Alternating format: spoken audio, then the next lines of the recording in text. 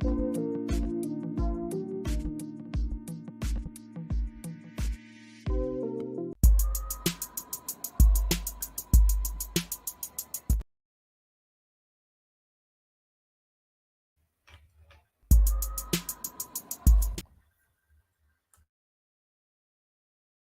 everybody. Welcome to another episode of Torraine Walker TV. I am Torraine Walker. Thank you for joining me.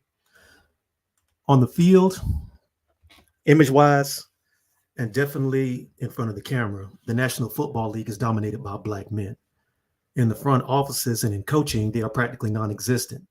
And many people who have called this out have suffered the consequences. Like Brian Flores, who in early February 2022 filed a lawsuit against the NFL alleging discrimination in his interview process, and people like my guest this afternoon, Jim Trotter.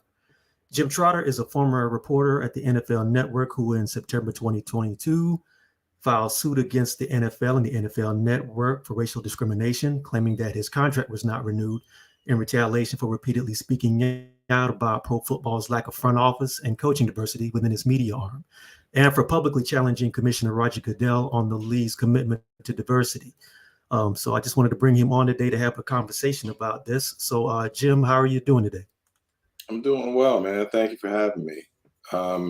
Just to clear up one thing real quick, I filed that suit in September of this year. So it's still pretty fresh in my mind and I think other people's minds, hopefully. Okay, well, thank you for clearing that up for me. And thank you for joining me today. Take me into the things that originally attracted you to sports journalism and what drew you to that field. Man, I could take up your whole show. It goes back really to high school. You know, I was playing football, running track, those sorts of things. So obviously had a great love and interest in sports. And at that time, I was interested in writing about it, but I couldn't do it because obviously there would be a conflict of interest in terms of me writing about my teammates. So I never did in high school, but I always had an eye on wanting to somehow potentially get into the field. And so when I got to college, my entire focus was on going into sports journalism. And I never wavered from that. So really all of my adult life has been spent either trying to get into sports journalism or trying to climb the ladder in sports journalism. What led you to the NFL Network? It's interesting. What led me there is I saw an opportunity to join an organization where there would be coverage on the NFL, which I had covered since the mid-90s, on a 24/7 basis.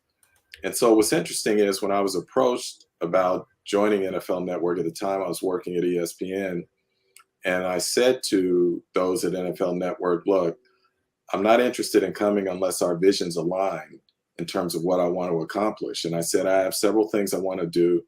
I said, number one, I want to cover player activism and social justice.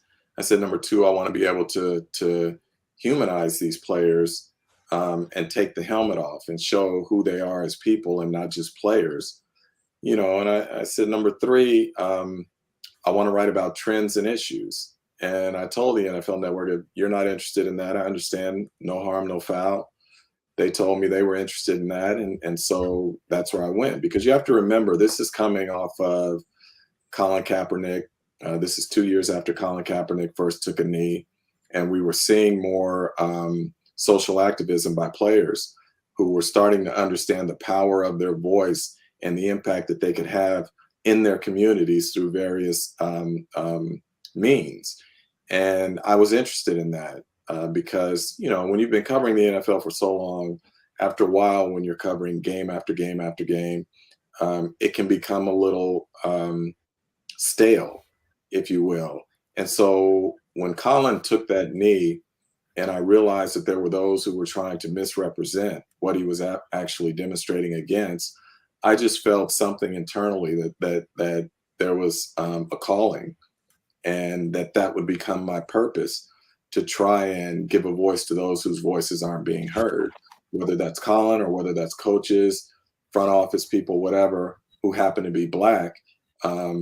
and were not getting the opportunities that they deserve. And I wanted to focus on the positives that they were doing and what they were trying to accomplish.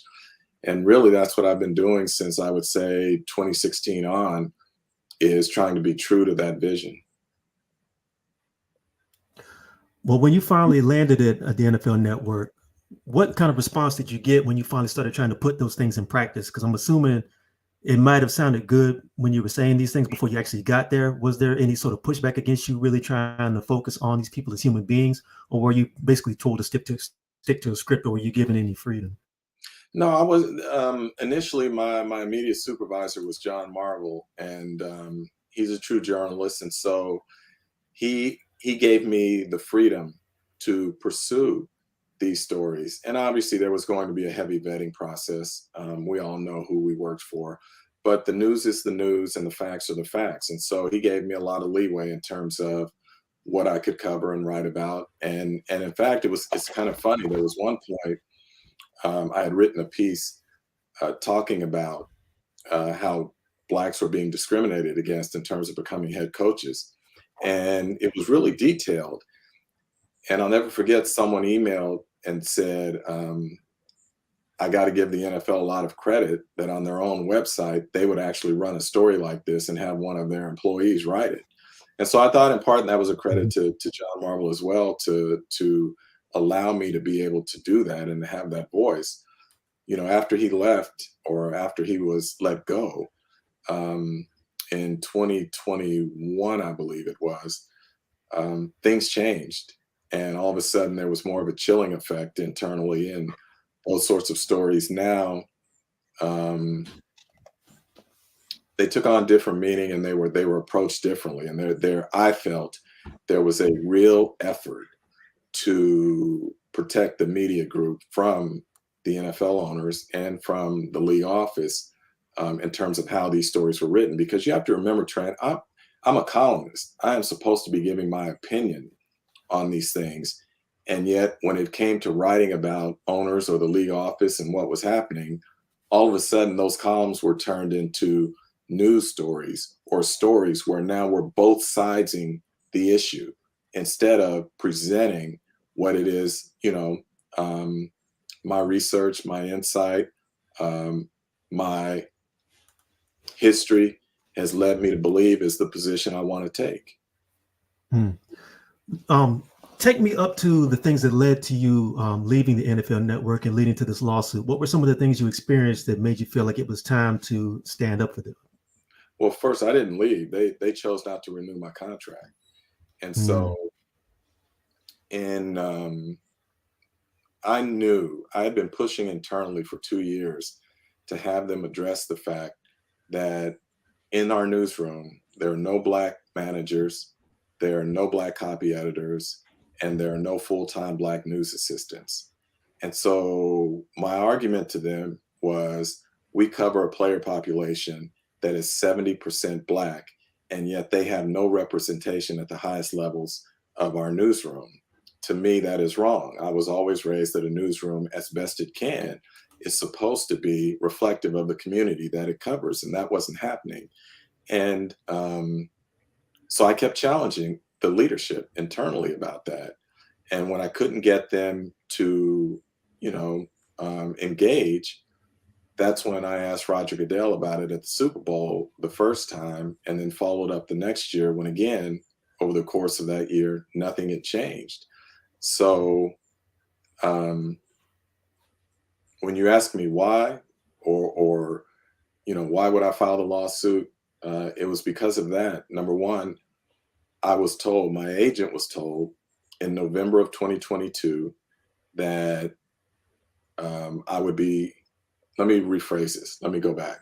I knew that I had ruffled some feathers. So I said to my agent, can you call and find out what they're thinking, because my contract is coming up in March. So in November of 2022, he phoned the vice president of talent to get a feel for it. She told him that there is no reason to believe I wouldn't be brought back. Everyone loves me. I have supporters even in New York. even ask about things that I wanted to do as the next step, sort of in my career. She said it would likely come with a pay trim because they were cutting budget, but there was no reason to believe I would not be brought back. So this is November of 2022. Fast forward to February, the Super Bowl. Roger Goodell has his press conference again, and I ask him again about the hiring practices within our newsroom. 3 weeks later, the same person who told my agent there was no reason to believe I wouldn't be brought back asked to meet with me. When I met with her, she says, am I in alignment with the newsroom? And I said, of course not. I can't be in alignment with a newsroom that has no Black representation. She says that, yeah, that's what I thought. That's what I thought. Well, it can be tough to fight corporate headwinds. Sometimes you have to compromise. And I then explained to her that I felt I had compromised enough. And I laid out 3 examples of incidents where they should have gone public. I didn't go public with them.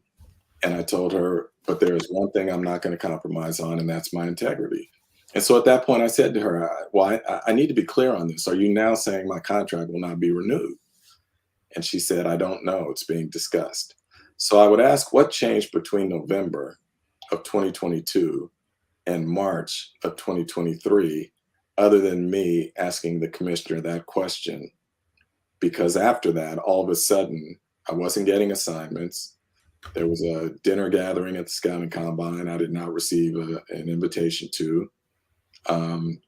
And story ideas that I presented were not responded to. So, the NFL ultimately will have to answer those questions, and we'll see what they say. I'm glad you mentioned that, because you famously challenged Roger Goodell on a couple of occasions about diversity and inclusion and the pipeline moving into administrative positions in the NFL. So are you saying that you think because you challenged him publicly, that's part of the reason why your contract was not renewed? Absolutely. Absolutely. And I didn't just challenge him. I challenged the leader at the media group. And when I say I challenged them, you have to understand here, particularly in light of the aftermath of George Floyd, what the NFL said was to employees, hold us accountable, right? As it relates to diversity, equity, inclusion, hold us accountable. We have to do better. And so that's what I was doing. I was holding them accountable because that's what they asked for. And so obviously they didn't like being held accountable, particularly in a public forum. And that's not on me.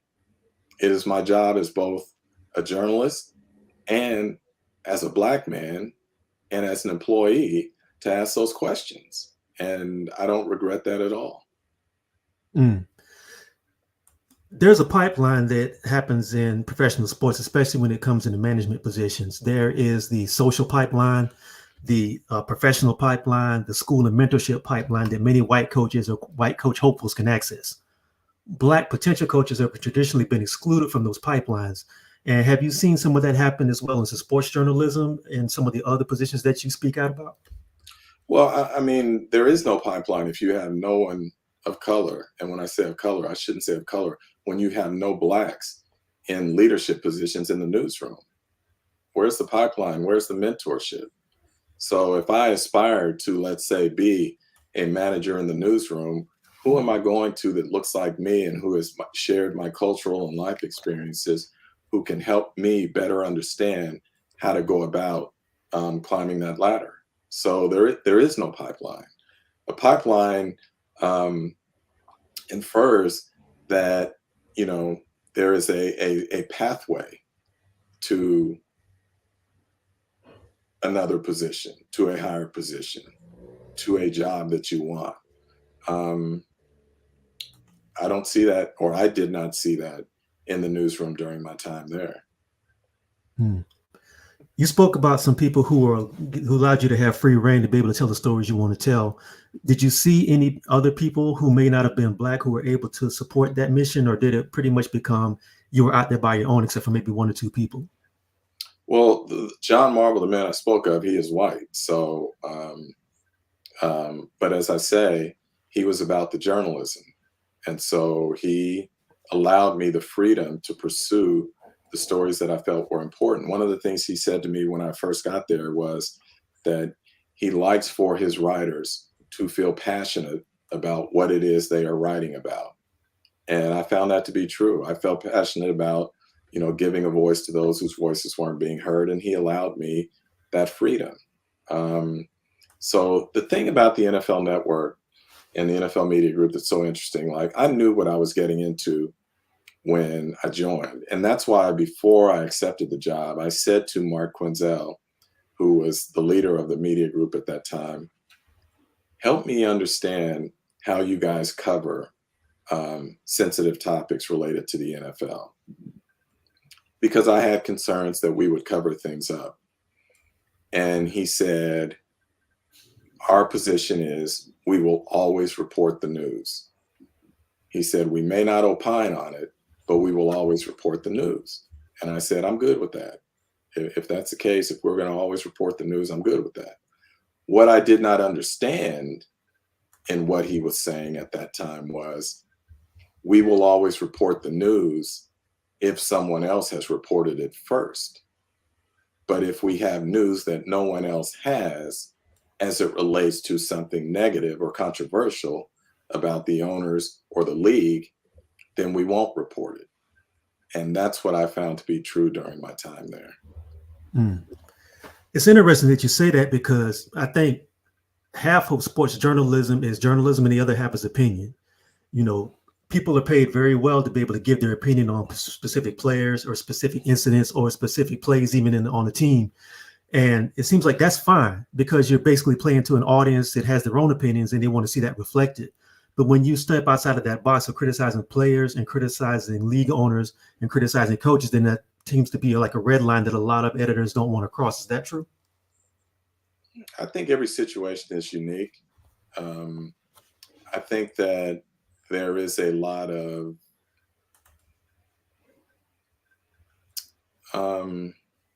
the NFL's influence is strong, particularly as it relates to its media partners.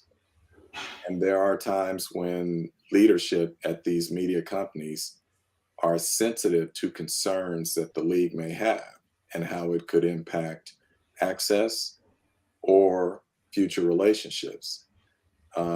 You would be naive to think that that weren't the case. And so I've seen that wasn't unique to NFL Network. I saw it at ESPN when I was there. And I'll never forget once when I was at Sports Illustrated, having a very prominent writer there basically suggestion I should be careful in terms of going after the league and putting the league in a negative light as I am reporting the facts. So I think that's with every media outlet or entity for the most part. Again, the NFL is the most popular sport in this country, and its reach and influence is long and strong. But what does that do to people who want to be informed about a sport that they love? But what does that do for people who want to go into journalism, who want to be able to be a journalist and tell stories? If there's this sort of chilling effect about speaking out about things that you feel passionate about and getting the facts straight. I can't speak to that. That's an individual.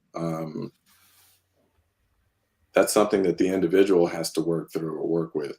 The one thing I always say to my students, I teach part-time at San Diego State University. And the one thing I always say to my students is, I'm not here to persuade you or to dissuade you from going into sports journalism. What I'm here to do is to give you all of the information that I have so that you can go in with your eyes open and you can make an informed decision about whether or not it is something you want to do or not do. Look, I've had a long, successful, fulfilling career to this point. And I recognize, both the joy that covering this game and covering sports brings, but also the pain emotionally, professionally, that it can bring. And so you will find yourself in certain situations where truly you have to ask yourself who you are and what you stand for. And I've tried to be true to myself in whatever I do. And I will continue to do that as I go forward. What kind of response have you gotten from players to the stories you've done that actually humanize them, as you said earlier? Get behind their helmet and get an understand of who they are as human beings. Positive, obviously, because um, you find out about it in later years, right? Like when they're done playing, what sort of relationships do you have with them in terms of how they viewed you and the job that you did? And again, the one thing I always tried to do in my job is to never ambush players. To be critical of them when the moment required criticism, but to always give them a chance to respond to it beforehand. And I think if you are fair with players at the end of the day, they will respect you. Now, in the moment, they may not like it, and in the moment, it can get heated or personal. But once the emotion dies down, when they look back on it, you know, if they're willing to be accountable, and if I'm willing to be accountable to myself, you realize that it came from um, a legitimate place, a place of integrity, from a place of fairness. And ultimately, when you're done playing, you have those conversations I have found with a lot of athletes that I've covered. Hmm. So what kind of response have you gotten from colleagues about your stance on certain issues? You said earlier about some of them have told you to be careful and some have told you to maybe like don't rock the boat too much. Have you had some people off the record tell you that they support what you're doing, or has it just been, for the most part, kind of quiet? That's the funny thing. People, and I get it. I get it. Like I said, the NFL's influence is long and strong. So privately, yeah, people, we support you, we stand with you, keep fighting, but publicly they don't say anything. And I understand why. Um, and that's their choice. The reality here is I feel like I'm fighting for something bigger than myself. And and whether I win or lose this case, at the end of the day, when I lay my head on the pillow, I'm fine with my decision again, because I am trying to make the NFL better and to make this profession better for those who are coming behind me. So maybe they don't have to deal with some of the things that I and others have had to deal with as Black people in sports journalism. Hmm. In 2020, we saw what became known as the George Floyd effect. Major multinational corporations became aware of the outrage around the murder of George Floyd and institutionalized anti-blackness in general. And we saw a flood of public statements against racism and a lot of content focused on the issue. But professional sports was sort of caught in a catch-22 because a couple of years earlier, as you stated, Colin Kaepernick's protest against police brutality was met with extreme hostility by many in the league. And you were there for that. So what was it like being a sports journalist at the beginning of Colin Kaepernick's protest and seeing things segue into this sort of, if not acceptance, a sort of tolerance of protests against police brutality in the league and in general? I'll never forget Colin when it was first reported that he wasn't standing for the national anthem. Steve Weiss reported that story for NFL.com, and the next week, obviously, it became, over the course of the next week, it became a huge story. Well, the 49ers' next game was in San Diego, which is where I live. And it was the final preseason game. And Colin had not played the entire preseason because he had been injured the year before and had surgery. And so it was reported he was going to play that game. So I'm working at ESPN, and ESPN sent me out to cover it. And it just so happened that the game was on Military Appreciation Night in San Diego. And so I'm doing a hit with, it was either SportsCenter or ESPN News, one of the two, before the game.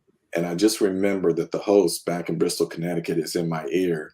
And the question to me is being framed in such a way that Colin is being disrespectful to the military, disrespectful to law enforcement, all these other things. And so in my head in that moment, it's funny the conversations you will have with yourself as you're listening to someone else. And I said, either I am going to let him frame this question incorrectly, or I am going to correct him and reframe it. Knowing the sensitivities of that, I had to make a decision.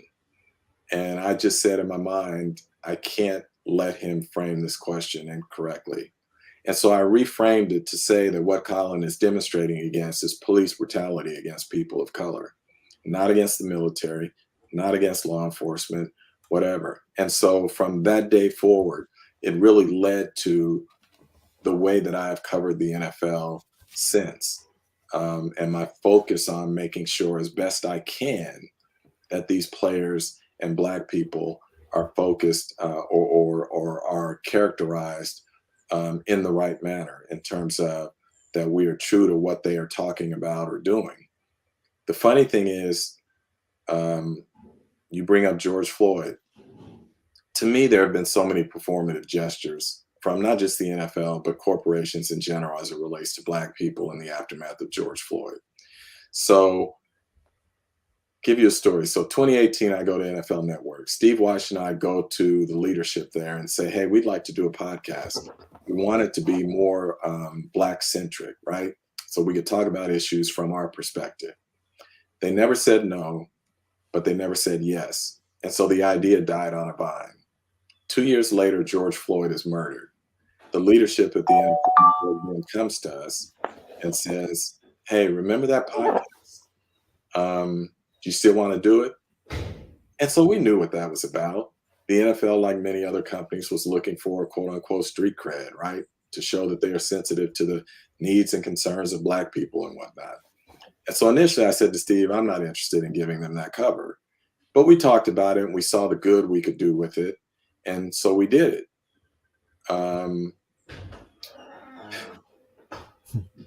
The podcast was successful. We were bringing on guests from all different genres. So we had, NFL people, Patrick Mahomes, Sean Payton, Larry Fitzgerald. I mean, go down the list. We had non-football people like Steph Curry. We had newsmakers like Lindsey Davis, Ben Crump. We had Chuck D. We had all these various people on there, including journalism folks as well. And instead of doing one podcast a week, which is what they were requesting, we were doing 2 a week. And so with 6 weeks left in the season, they come to us and they say, we have someone who wants to sponsor your show. And so we're like, well, who is that? They said, well, it's TurboTax Intuit. And I said, hey, in all sincerity, I said, I'm not accustomed to what a sponsorship involves. I said, what does someone pay for a sponsorship?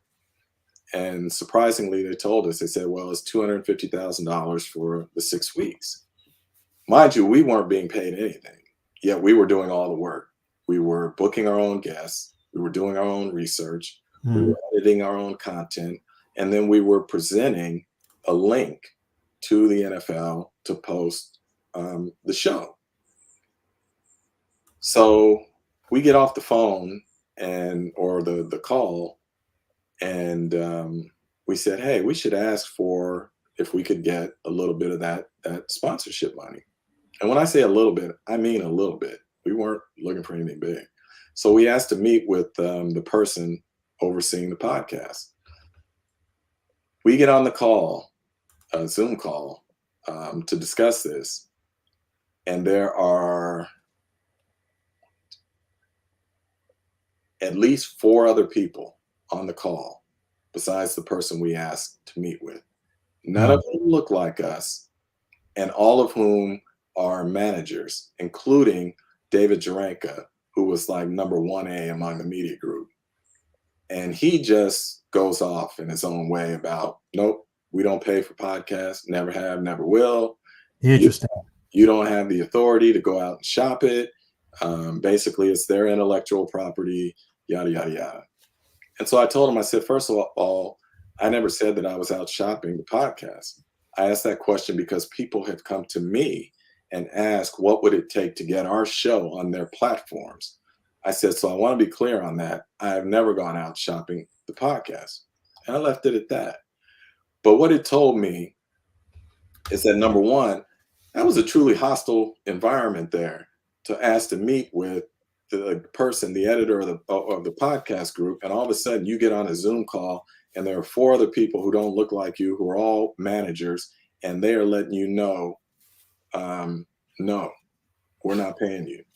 And so when it was over, I told Steve and our producer, Thomas Warren, I'll finish out the 6 weeks. And after that, I'm done.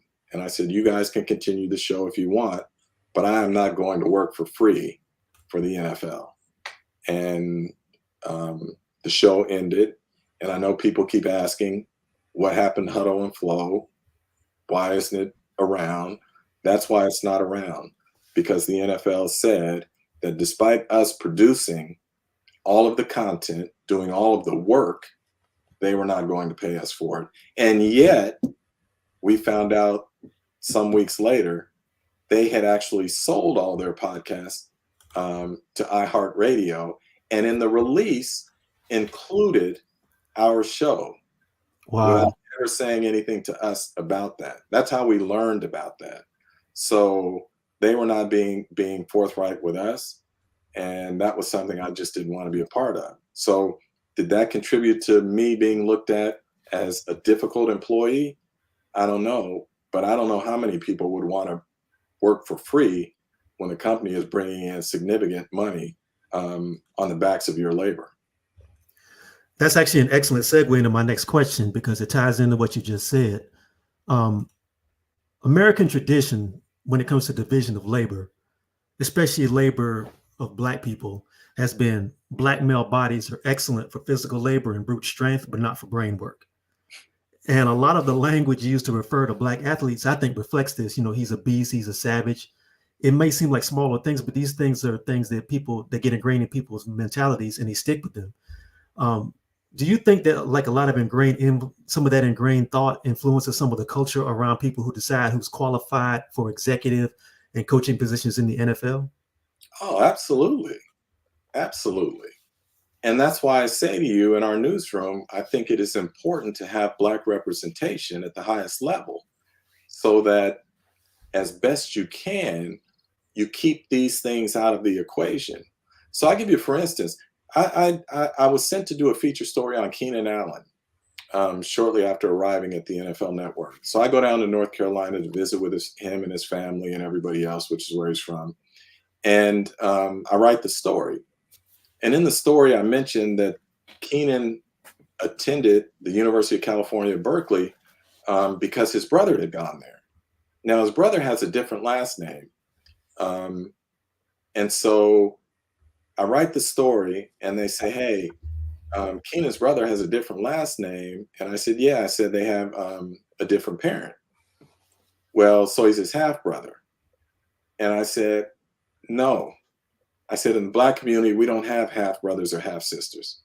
We have brothers and we have sisters. And I said, if you put that in my story, it is going to create a lot of problems for me personally with Keenan and his family, as well as for the network. Oh, didn't know that. And thankfully, they didn't include that. But it's little things like that that can turn into big things, which is why you need a newsroom and leadership that is reflective of the community that it covers. You know, the irony of that is there are so many broadcasters who are non-Black who are happy to pull whatever lyric is hot that week and fold that into their journalism and fold that into the stories. But, you know, I mean, you see it, I see it all the time, but they will not bring anybody on who's actually from that culture to really talk about these things or really give you a more in-depth analysis outside of 1 or 2 times a week. So that's fascinating. And your story about the podcast ties right into what you just said, because it's crazy that somebody would take your work, expect you to do all the physical labor, basically, on all the mental labor, but then not give you any credit for it. No, well, not they gave us the credit. They just didn't want to give us any financial compensation. And so they can say, well, you're an employee, so this is just another thing we're adding. Well, no, in my contract, it doesn't say that I would do podcasts. This is something that Steve and I took on in addition to our normal work assignments. So it was extra work without compensation. And for me, for a league that generates more or in the neighborhood of $20 billion a year, giving us an extra $5,000 or $10,000 for doing this work while you're bringing in $250,000. I don't think we were out of line to even pursue that, but apparently they thought we were. Mm-hmm. Media attention has shifted away from the focus on Black human rights issues and injustice, and corporations have done a quiet shedding of DEI programs that were promoted so heavily in the wake of George Floyd's murder. Ironically, the issue has never been as visible on the football field. Players are allowed to express their solidarity, with Black struggle on their uniforms and put things on the back of their helmets. But has that translated into concrete policy, or is that gestures, in your opinion? It's performative gestures, just like the singing of the Black national anthem before the Super Bowl or the first game of the season. Look, you can't say, this is just my opinion, you can't say you value Black people and yet they have no representation at the highest levels of that newsroom. And if you go back to Roger Goodell's, the league office, one of his employees, top executives, told me that among his top 11 executives, there were only 2 Black people. When you look at the history of the NFL, there are 32 teams. I think when I first asked Roger Goodell this question at the Super Bowl about its inability or unwillingness to hire Black people at the highest levels, I mentioned that among those 32 teams, 24 of them, in over the 100-year history of the NFL, 24 of them had either had 1 Black head coach, permanent head coach, or no permanent Black head coaches. 13 of those franchises, which is nearly half the league, had never had a permanent, non-interim Black head coach. So the league has never had a Black majority owner. At that point, there had been only 2 Black club presidents in the league's history. So for the league to say Black people matter and put up these signs and hashtag end racism and it takes all of us and that, me personally, I'm not concerned about gestures or slogans or hashtags. I'm concerned about the reality. And the reality is that within the NFL, as has been explained to me, when you talk about promotion and retention rates, that Black people rank at or near the bottom. And so that is something that I feel the NFL needs to deal with and improve. And that's what I'm fighting for. That's why in my lawsuit, I am asking for an outside independent person, overseer, be appointed to monitor the hiring practices of the newsroom, to make sure that there is Black representation. It's for me, it's just good business, right? It's not even about trying to win the PR battle. It's good business to have diverse people at the highest levels of your organization, because we have seen historically when you do that, it benefits the company. So that's all I'm fighting for here. And people can say, well, you're focused on just Black people and whatnot. And my attitude and my response is, you're right. Because again, the workforce is 60 to 70% Black on the field.